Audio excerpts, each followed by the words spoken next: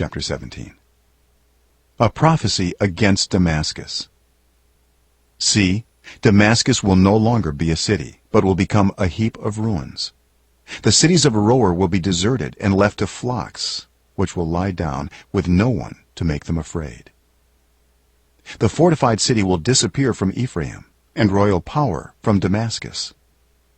The remnant of Aram will be like the glory of the Israelites, declares the Lord Almighty. In that day the glory of Jacob will fade, the fat of his body will waste away.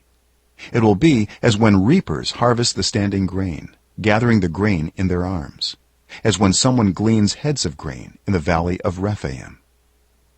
Yet some gleanings will remain, as when an olive tree is beaten, leaving 2 or 3 olives on the topmost branches, 4 or 5 on the fruitful boughs, declares the Lord, the God of Israel. In that day people will look to their Maker and turn their eyes to the Holy One of Israel.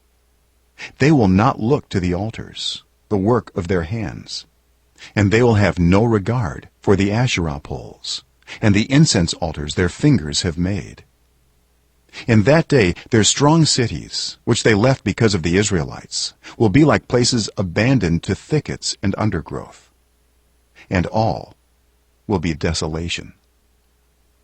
You have forgotten God your Savior. You have not remembered the rock, your fortress.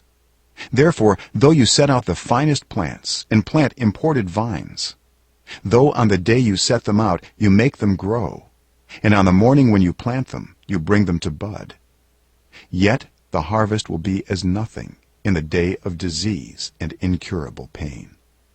Woe to the many nations that rage, they rage like the raging sea. Woe to the peoples who roar, they roar like the roaring of great waters.